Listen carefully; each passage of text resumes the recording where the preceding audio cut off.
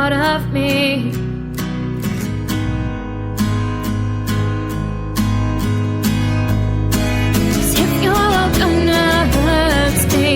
Tell me straight, 'cause I don't want to fall. No. Oceans were running high, but that was only in the night sky. I felt so safe in your arms.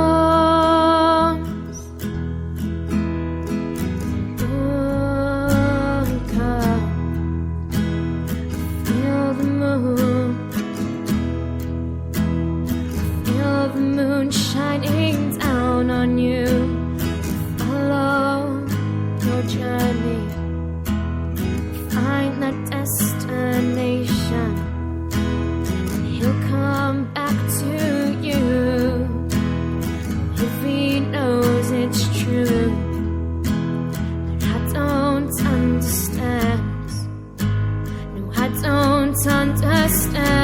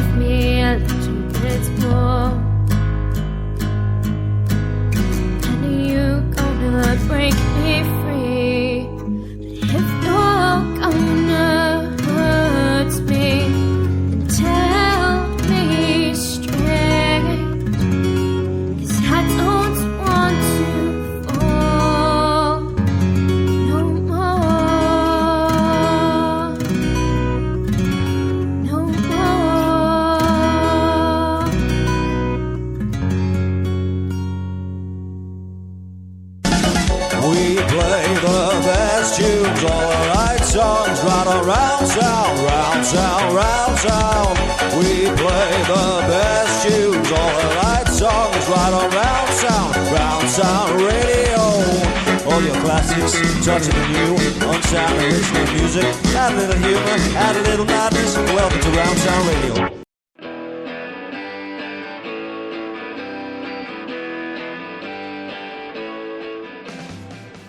Righty, we have Rob Clarke on the line with us from Rob Clarke and the Wooltones. How are you, mate? I'm great. I'm good. How's you? I'm marvellous. A bit tired, but you know, such is life and all that. Can't wince too much. No, it's good to hear that you're bright and alert, Doug. Oh, Jesus. Don't know about that, like. What part of the northwest are you lads from? Well, we're from Liverpool. I used to be in Halewood, and then I'm sort of up the road a bit from that now, but I'm sort of L25, and then Graham, who plays bass, is Widnes, and then Phil, who plays drums, is out in Wigan. All right, so you yourself, you're a Scouser, are you? Yeah, I was born in Liverpool, and we kind of moved around a fair bit, and then I came back a few years ago, so I was glad to get back, really. I had a spell in London, which was kind of interesting, but it's Liverpool's a great place to be, so glad I'm here. And it's just. And who else is it that makes up the Wooltones other than yourself, obviously, Rob? Yes, there's Phil, well, who knows Peppy is actually what he's called in the Wooltones. He plays the drums. And then Graham, that's GP Chesters, he plays the bass. That's it. And then we have Fran Ashcroft, who produces it. So we sort of record all the stuff and then send it over to him, and then he kind of works a bit of magic on it and gives it back. And he does a lot of the artwork and some of the other creative ideas that are involved as well. Yeah, that was one of my questions down the line. That one, you just answered it. Well, yeah, I'm thinking ahead here. Yeah, that's it. I bust my finger like about 6-7 weeks ago now, so it's playing football and just got it knocked against the wall. So I can't play the guitar, so I've just been branching out into playing a bit more piano and sort of trying to work that up so I could do that live, which I've done a few times in the past, but I'd kind of like to get it a bit smoother, really. So I've been working at that, and then we have a lot of recordings that we've already kind of made, so I've been editing and sort of tightening them up and whatever, so there's plenty to keep doing, but it would be good to get playing the guitar again. I'm looking forward to it when a great day comes. You know? You're very active as a band, aren't you? I notice you're heavily active on social media and you're constantly releasing stuff, aren't you? You working up to an album or anything like that, is it? Yeah, so we released one in, I think it's halfway through 2014, that was called The World of the Wooltones. That's right, yeah. We did that one. Then we've done like a few tracks since. We've released a couple of singles this year, so there's a load of stuff. There's about 20 songs that are kind of in the can. It's just sort of working our way through them one by one. So once there's enough, we'll put out another album, whether that's The Return of the Wooltones or whatever, Wooltones 2. Yeah, The Return of the Wooltones 2. In the meantime, we're this guy called Ray Bianchetti from the US got in touch. He wants to release like a US Wooltones album, so that would be on that. It'll be like everything that we've done so far on one, and then there'll be like a bonus CD with kind of like a few covers that we've done and like B-sides and a couple of demos or whatever. Somebody told me about that. It's a pretty big gig, that, isn't it, for you? It's what? It's a pretty big gig for you. Somebody was mentioning it to me the other day that you've been working with some guy in America. Oh, well, yeah, that's another... I was in Nashville sort of February, March last year. That was something different. That was a guy called Elliot Mazer. He produced like Harvest and Time Fades Away and Heart of Gold, all the Neil Young stuff, and he did like Janis Joplin, Bob Dylan, and he like mixed The Last Waltz, that film, The Last Waltz.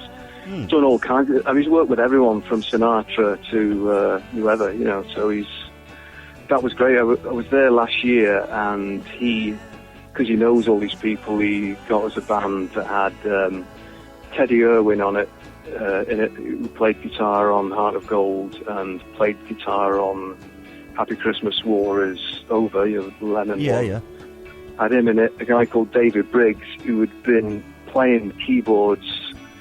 He played on the early Muscle Shoals sessions. That's kind of what this guy... I mean, he played with Elvis Presley, all kinds of stuff. Elvis Presley? So, how old is he?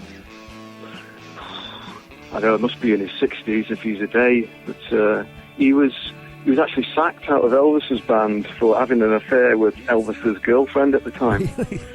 So that was... Jesus Christ. So there was a load of stories from that trip, all to do with the people these guys had worked with. They'd worked with everyone.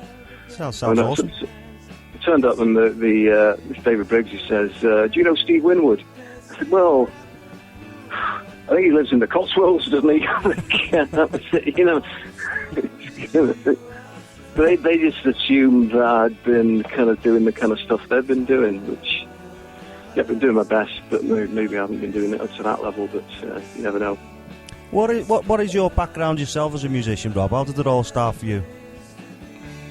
Well, I kind of used to play years ago. We were living in Aberdeen at the time, so I was in a band there, and then when that broke up, I went down to London and sort of got a management deal and a very small record deal, and then when that all kind of fell through, I ended up in a band with a couple of the guys from Flock of Seagulls. So I was in that for a bit, and then that didn't quite work out, and then I kind of had a spell out of it, and then kind of got back into it about 8 or 9 years ago now. So since then I've been kind of like playing a lot of acoustic stuff. So the Wooltones drummer Phil, he doesn't kind of, believe it or not, he's not a big fan of playing live. But I like it, and Graham likes it. So I end up just doing a lot of solo acoustic stuff, just because I like to. Just because you love to get out, yeah. Exactly, yeah. So we don't really play many Wooltones gigs, but we're playing the IPO coming up in May. I think it's May the 24th. Okay. So, but I also do like a country thing with another band I play with called the Brown Bears. So at the IPO, I think it'll be like a bit of a mix between the two. Really depends who's around and up for it at the time. But that was what I wanted to get understand actually, because you were with the Brown Bears, weren't you? And then all of a sudden you were the Wooltones. Is it like projects? Is it like separate projects? Almost? Yeah. That's what it is. It's just projects. So I just like doing lots of different stuff. So I like acoustic singer-songwriter sort of stuff, and then I wouldn't say I'm a fan of country music, but it's a kind of field that you can sort of write songs in and perform in, and it's sort of quite comfortable. And then the Wooltones, I guess, is more sort of psych stuff, really. That's what people describe it as anyway. So it's very original, like the sound of it. You've had a couple of our songs in the chart, and both of them have done very well, haven't you? I've got a new one. Yeah. I've got a new one that's going on as well shortly, I do believe. Yeah, Mind the Gap, Henry Beck. That's it. That's the guy. He did the map for the Tube in London. So in our eyes, he kind of one day he was like having his lunch, and somehow or other he was dragged into the depths of hell. And that's kind of what the single's about. It's a bit mad, but it is psych, so we have to be a bit mad with it, really. But yeah, I mean, it's a lot of fun, the Wooltones. I mean, it's a good chance to sort of crank up your electric guitar and rock it out a bit, which you don't really get to do at acoustic gigs and things. So no, it's full band, like. I don't know if it sounds like it's a lot of fun, but it is a lot of fun, and we kind of record everything live. In fact, I do that for pretty much everything I do anyway, really. It's get a good live take and then kind of work on that from there. So it's not as if we kind of slave away at it, literally just plug it in and do it. You just plug it in and there you go, job done, yeah? Yeah, I think Fran has the worst task because he has to... I mean, I do a lot of editing, which does take time, but he has to then sort of make it into something that sounds a bit like a record or like a track, so he probably has the worst task. He has to do all the mastering work and things like that. Yeah. You had one of your tracks played on Radio Merseyside as well, didn't you, recently? Spencer Lee's Jukebox Geordie show. Yeah, he's quite nice, Spencer. I mean, he's contacted him. He played one of my sort of solo tracks a couple of years ago, so it's stuck in contact with him. The first Wooltones stuff I sent him, he kind of claimed that he couldn't hear the vocals properly on it, which probably not a big surprise because it's quite rough. It's almost like garage rock, really. Although it is pretty 60s stuff, so you would have kind of thought that he would have gone for it. But he went for this last one, was it Ionized Cody, and put that on. That's it kind of got a decent. It got a decent reception on there, So all credit to him. And Billy Butler sent a message as well, saying what a good video it was for it and what a good track. Okay. And he actually had me on a year or two ago. I made a film just about sort of going around Liverpool and playing all these places and your experiences trying to get somewhere in music. And he had me on to talk about that, which was quite nice of him as well. What you just your experiences on the road, like over the years and things like that. Yeah, and very much just all about Liverpool. I mean, a lot of local people that I've met along the way that I kind of thought would be good in a film because they're such great characters. There's always pretty much just what everyone's experiences in music. That was the idea of it, really. It's always quite a fun aspect to Rob Clarke and the Wooltones. I noticed the artwork you do, the videos, even things you say and things. Is that something you like to incorporate, a bit of fun in what you're doing, like? Yeah, I kind of like to do that live as well, really. I think if what you're singing about is quite serious, it's just good to have a bit of a I don't know, it just shows another side of yourself, really, isn't it? Just trying to over a bit. Yeah, just trying to kind of show everything that you can do, really. So, yeah, I kind of like to do. It just keeps it fun, doesn't it? Yeah. Where does the band name come from? Rob Clarke and the Wooltones. Obviously, not the Rob Clarke, but the Wooltones. I think I'd probably just had too much to drink one night, and thought that'll do. Yeah. Sometimes it's like other people give you ideas, but no, I claim that one. I'm to blame for that one. It just seemed like an obvious one for some reason. I think we were kind of thinking something tones, and then